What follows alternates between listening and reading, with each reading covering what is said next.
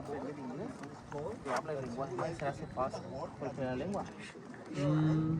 Bishanikech es mucho el manejo. Bishanikech, Pushatal, Kima Kinwo, Yabin Pusika Tech, Yanahana. Hanal significa comer. Hanal es comida y Pichan es espíritu. La comida para el fiel difunto. Entonces nosotros en Yucatán, el día de muertos lo ponemos como Hanal Pichan, comida para los fieles difuntos.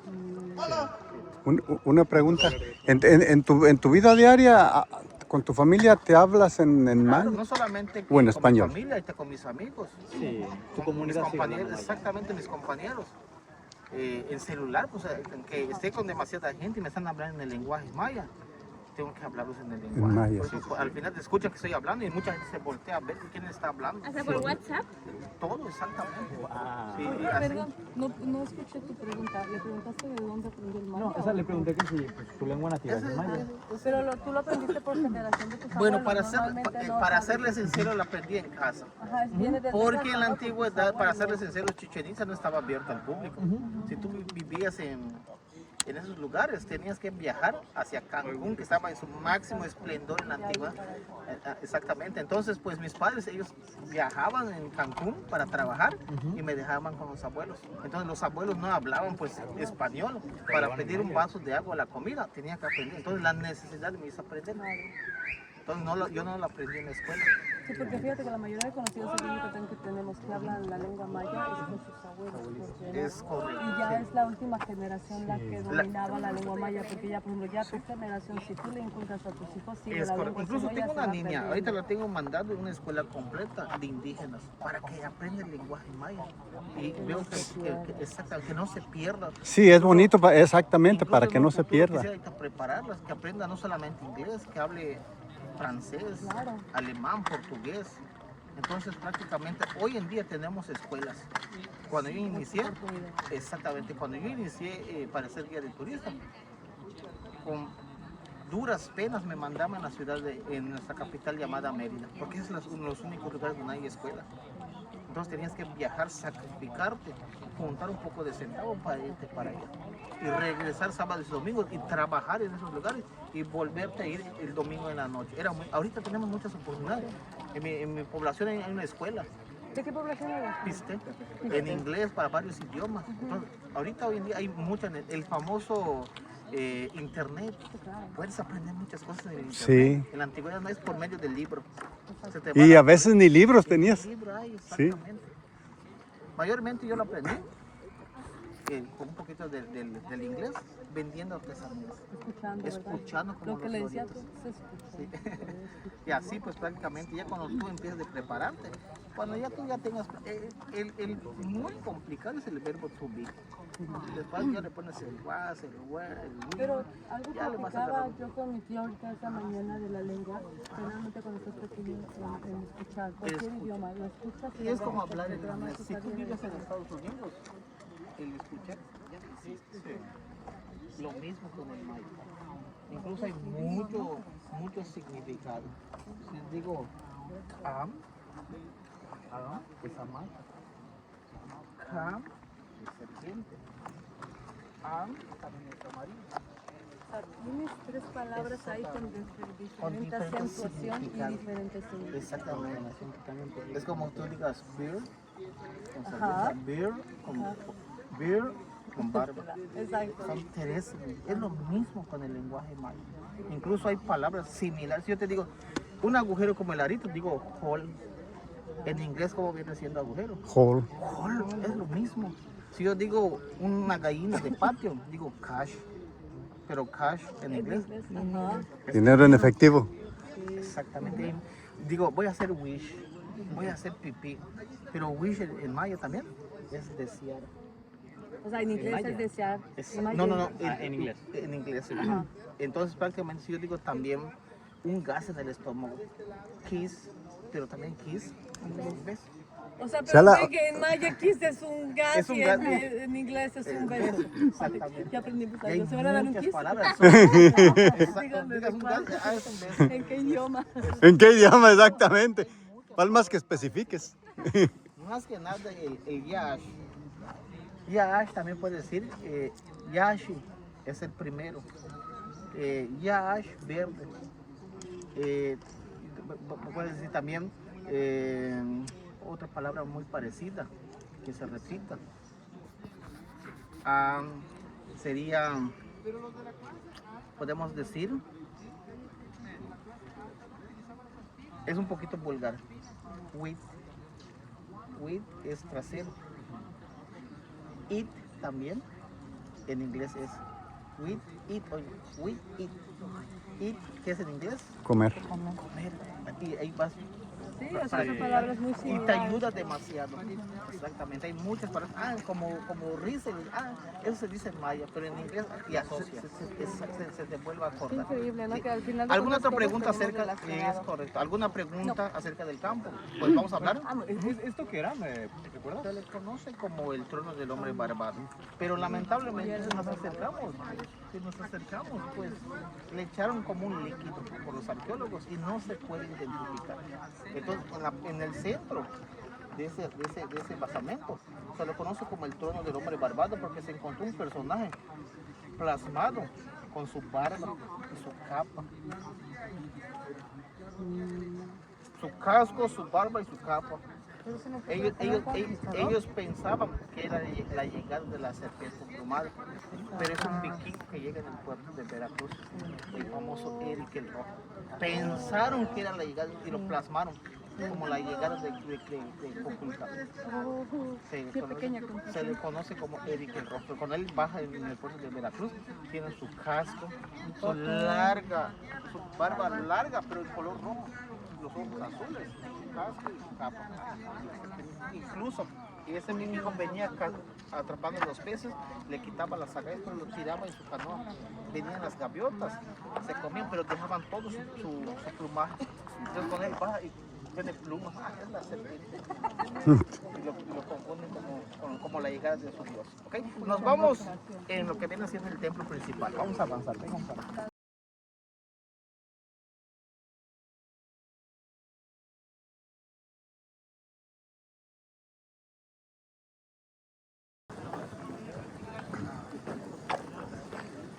Estoy buscando a ver si hay algún quetzal Pero- para Pero ahora ya parece mercado. Sí, yo cuando vine la primera vez en el 89 más o menos, no existía nada de eso. Nada. Eso estaba libre. Hasta cuando yo vine de acá antes de pandemia tampoco estaba tan... ¿No? Sí había, pero solo como los pasillitos, pero así. No, todo esto estaba No había eso. vacío. Ajá, ese es. Esta es la famosa pirámide.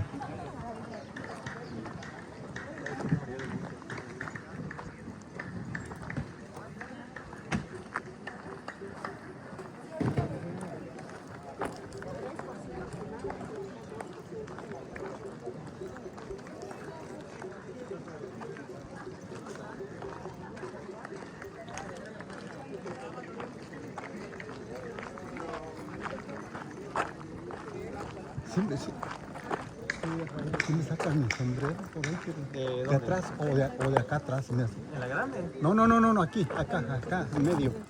Por aquí en medio. Gracias. Sí. Muy bien, esto viene siendo el templo principal, una de las nuevas maravillas del mundo moderno. El templo principal mide aproximadamente 35 metros de altura, ¿okay? Una inclinación de 45 grados y una base de 55 metros por cada lado. Pero quiero que vean la caja o el cuarto que se encuentra en la parte superior. Va a poder identificar que no está cerrado. Es más corto que en la cara norte. Si nos damos cuenta de la franja de la cara norte, definida por la ladrillo, la cara sur, la desviación fue elaborado intencionalmente para que pase. Quiero comentarles que Chichén Itzá abarcó 25 kilómetros cuadrados. De esos 25 kilómetros cuadrados se encontraron dos pozos o dos cenotes naturales. El primer pozo, cenote natural, se encuentra nada más y nada menos ubicado en la cara sur a unos 350 metros, donde se abastecían de agua. El siguiente pozo o cenote natural de la cara norte, aproximadamente unos 950 metros, se encuentra el pozo de los sacrificios humanos, donde llevaban a doncellas de 14 a 15 años de edad y niños de 4 a 5 años para darles un baño de vapor, purificarles el alma, y luego los enjollaban con piedras semipreciosas, que es la obsidiana, turquesa, jade, malaquita y el pedernal, para luego aventados dentro del cenote. El pensamiento de ellos es que existía un Dios que iba a bajar del cielo, va a tocar la tierra y se va a ir justamente en el pozo de los sacrificios. Ellos pensaban que en épocas de sequías iba a salir para aprovechar de las lluvias. Al final, si no tiene buen resultado, tienes que pasar a otra opción, a otro método. ¿Cuál sería ese método? Básicamente, el templo principal. Es un calendario lunar, es un calendario solar, pero la serpiente emplumada se va a manifestar 2 veces al año en la cara norte.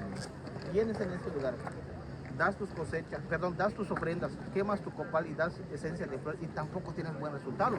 Pasas a esa tercera opción que va a ser un juego de pelota. Vas a sacar a los mejores guerreros, vas a sacar a los mejores jugadores, otorgas lo mejor y tampoco hay lluvias. Tú como gobernante tienes que decir a tu pueblo: hay que abandonar y buscar tierras fértiles para poder sobrevivir. Por lo tanto, Chichén Itzá se abandona por una deforestación y por una sobrepoblación. Ellos tomaron Campeche, Veracruz, Tabasco, Yucatán, Quintana Roo, Cuba, Belice, Chiapas, Guatemala, Honduras, El Salvador y una parte de Costa Rica, tratando de buscar tierras fértiles para poder sobrevivir. Por lo tanto, cuando se abandona Chichén Itzá, se cierra con demasiada vegetación y prácticamente más tarde, 1904, se entera un norteamericano conocido como el señor Edward Thompson, que en Yucatán hay una gran ciudad perdida dentro de la selva, donde hay un pozo cenote natural, donde aventaban a doncellas y a niños con joyas. La palabra joyas te va a llamar la atención. ¿Qué te va a venir en la mente? Está lleno de joyas. Oro y plata. Entonces ese señor trajo una draga o pala mecánica y empezó a desdragar el pozo de los sacrificios, sacando 3.000 artefactos, entre ellos cráneos, esqueletos, vasijas, obsidiana, turquesa, jade, malaquita y el pedernal. Pero lamentablemente, amigos, familia, sacaron ilegalmente las piezas. Bueno, posiblemente pero hay que mover y nuevamente dañar. Incluso el cenote se mantiene en color verde. Con tanto movimiento que le hicieron, se fueron cerrando las venas de agua. Exactamente. Entonces estamos hablando que prácticamente los llevan a los Estados Unidos y los llevan hacia el museo de Álvarez. Cuando el gobierno del estado se entera ese señor, Edward Thompson, se va en el centro del país, da un dinero supuestamente para más armamentos y a él le dan papeles de tal. Chichén Itzá al final la obtuvieron como una propiedad privada. Entonces le exigen que las devuelvan, pero como tenía papeles legales, cuenta la historia que Chichén Itzá es vendido por un colega español conocido como el señor Miguel Barbachano, nada más y nada menos por $75. Entonces, en el 2007, el templo principal ya es considerado maravilla del mundo. Con los impuestos de los mexicanos se pagan 200 millones de pesos y prácticamente fue recuperado. Pero en el 2015 entra la participación de la UNESCO, que es la Organización de la Educación, de las Ciencias y Culturas de las Naciones Unidas. ¿Qué nos da a entender todo esto? Que no solamente nosotros como mexicanos tenemos el derecho de protegerlo, sino más bien gran parte del mundo. Exactamente. Nuestra labor como visitantes no es calar sobre los templos. Prácticamente hacían rayones y grafitis. Y también gente que se descubrió cortándose la mano y tocando los edificios como si fuera un ritual. Hay que protegerlos para las... Hay que respetarlos. Exactamente. La mayoría de la gente lo que hacía en la antigüedad era sumamente puro vandalismo. Ahora bien, quiero comentarles algo en especial. Los pisos que vamos a recorrer dentro del sitio arqueológico, recordemos que son falsos. La gran ciudad que se encuentra por debajo es 100% maya. Se le nombra gracias a los conquistadores por ese fraile franciscano. En sus crónicas dice que se le conoce como Ubiamnal. Ub significa 7, Yab abundancias y Nal del maíz. Ahora, lo que nosotros vamos a ver en este momento, vamos a visitar y recorrer, cambia la historia por completo. Evidencias que no fue elaborado 100% maya, sino más bien viene siendo la fusión de dos culturas, mayas con los famosos toltecas. Los toltecas vienen siendo del centro del país, de una ciudad conocidos como Tula Hidalgo. Cuenta la historia que por cuestiones políticas se le despoja a un profeta y empieza a avanzar y viene a refugiarse en ese lugar. Por lo tanto, por medio de esa fusión, el día de hoy vamos a visitar en la cara norte unas pilastras conocidas como las de los guerreros. En el centro del país se les conoce como los Atlantes de Tula Hidalgo. Aquí enfrentito de nosotros vamos a visitar también una plataforma conocida como Águilas y Jaguares. La pregunta de todo visitante: qué hacen tallados de águilas en este lugar? Para empezar, recordemos en dónde realizan sus nidos las águilas. En las puntas de las montañas, y nosotros no tenemos ninguna montaña. Al contrario, vamos a recordar que a este lugar se le conoce como Península de Yucatán. ¿Por qué se le conoce como una península? Porque es planita, no contamos con ríos ni lagos, pero ¿qué es lo que nosotros tenemos?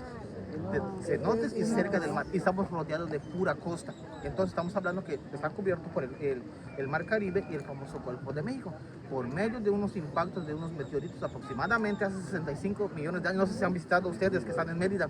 Detrás de nuestra capital llamada Mérida hay un lugar conocido como Puerto Progreso y Xulú Puerto, donde nos impactaron los meteoritos. Por lo tanto, nosotros fuimos emergiendo y prácticamente estamos rodeados de pura costa. Entonces, cuando lleguemos en ese basamento y veamos el águila, vamos a recordar que representa una élite guerrera del centro del país, y el jaguar es nato de este lugar. También vamos a visitar un cementerio. Motivo y razón cementerio, porque cuando lleguemos en ese basamento vamos a encontrar 1000 tallados de cráneos a su alrededor. Es una de las evidencias que no fue para sepultar a los muertos. ¿Sí recuerdan la muralla, verdad? Ajá. Si cruzabas esa muralla ilegalmente, te hacían hacer el trabajo pesado, te castigaban. Luego te traían en clase cívica, te decapitaban, descarnaban el cráneo bien de esta manera. Te voy a mostrar otros métodos como para poder matemático, astrónomo, arquitecto. Ahora bien, quiero comentarles algo especial. Museo Romano, Taj Mahal en la India, Machu Picchu, Perú, Cristo Redentor de Brasil, la Muralla China y Chichén Itzá que tenemos en México. Pero la pregunta de todo público, ¿por qué este edificio que estamos visitando es maravilla del mundo? ¿Será que es por su altura? No es por su altura. Quiero comentarles que antes de que sea dragado el pozo de los sacrificios humanos, en 1853 llega un arqueólogo francés conocido como el señor Augustus Le Penjon, acompañado por 2 epigrafistas norteamericanos, el señor Sylvanus Morley y Frederick Catherwood. Como no tenían las cámaras fotográficas en la antigüedad, ellos prácticamente empiezan a dibujar cómo se encontraba el edificio. ¿Okay? Empiezan a dibujar cómo se encontraba el edificio y prácticamente también se pudo identificar que tenían sus colores elegantes, pintados de rojo, azul y blanco, lamentablemente con el paso del tiempo, gran parte de sus colores. Ahora bien, no vayan a pensar que fue encontrado este lugar como lo estamos observando. Este arqueólogo francés contrata a gente locales y empiezan a quitar toda la maleza y prácticamente elaboran hornos, miren, de leña verde, leña seca, y al final se le pone lo que viene siendo piedra calcárea. Al momento de colocarle la piedra calcárea, pues prácticamente la roca debe estar a 750 grados.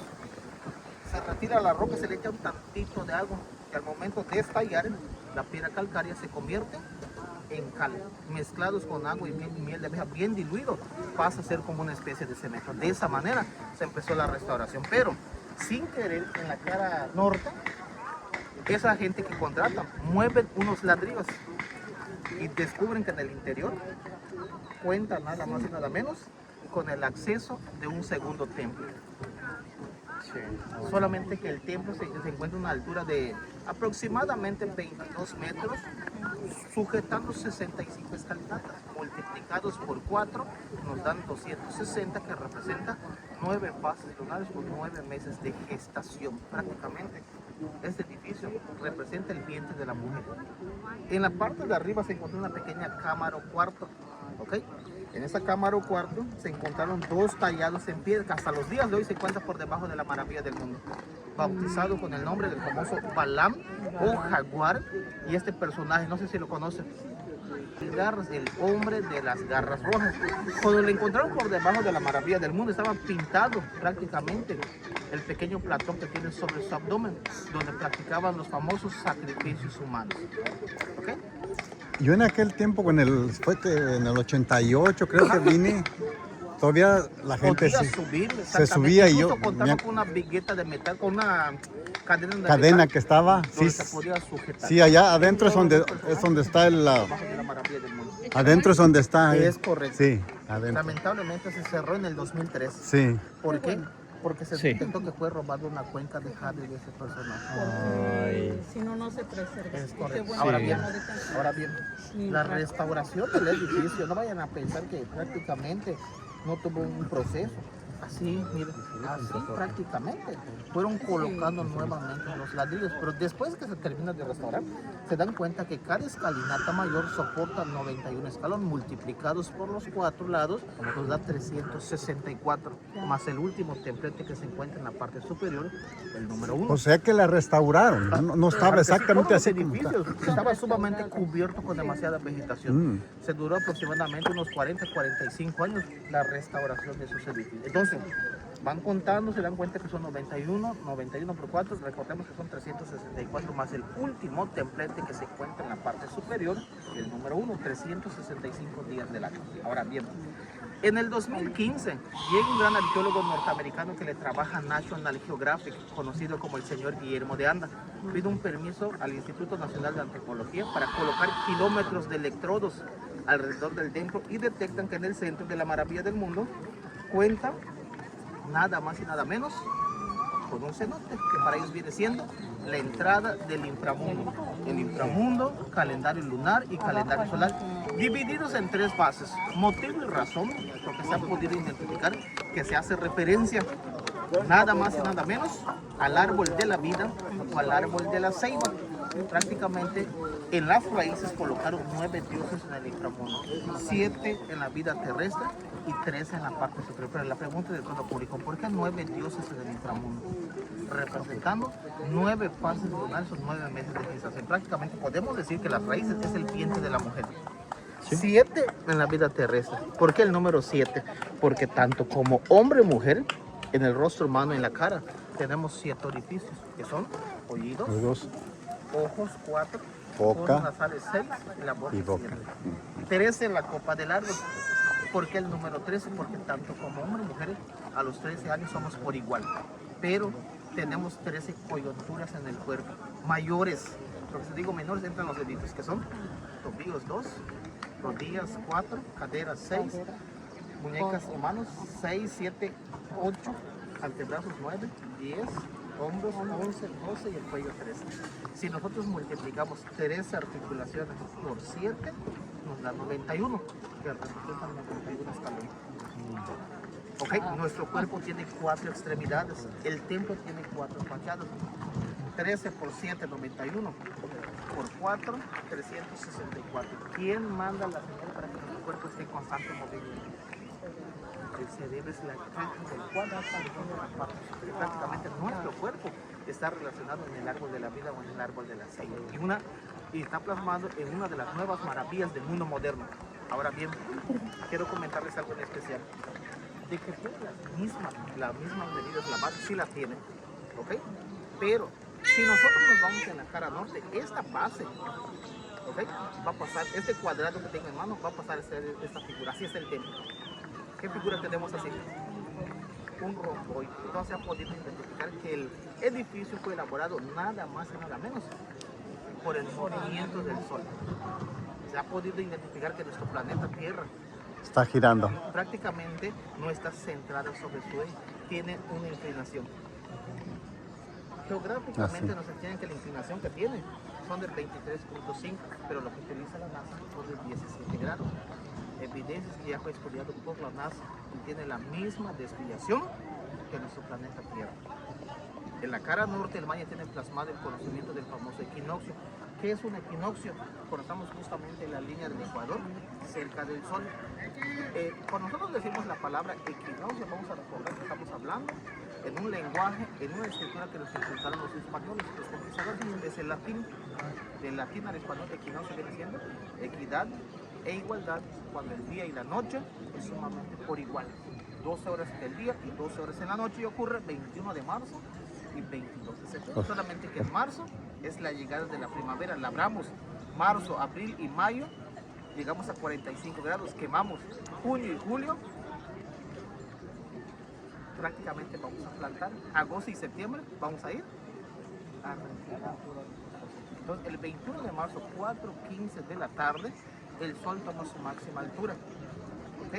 Y prácticamente en la esquina del cuarto del edificio se van a plasmar triángulos de luz formando el cuerpo de la serpiente humana. Lo más espectacular en la cara norte. Ajá, lo más espectacular, miren, el 21 de marzo va a bajar, va a tocar la tierra va a desaparecer. 22 de septiembre va a bajar, tocar la tierra y va a desaparecer lentamente para arriba. Ese gran espectáculo son 7 de luz y 6 de sombra. Si yo sumo 7 más 6, da 13. Cuando desaparece para arriba, le pide a los 13 dioses, a las 13 articulaciones de su cuerpo, que manden las lluvias para que hayan demasiadas cosechas. Incluso, en este momento, vamos a ver un equinoccio. No estamos a la hora, vamos a ver un equinoccio de pura vista. Ya cuando los que se vayan a quedar ya van a tener la idea, cuando llegue a las 4:15, en dónde van a ver la serpiente. Pero en este momento vamos a ver un equinoccio de pura vista. Vamos a ver cómo la serpiente va a bajar y va a desaparecer lentamente para abajo. Vengan para este momento.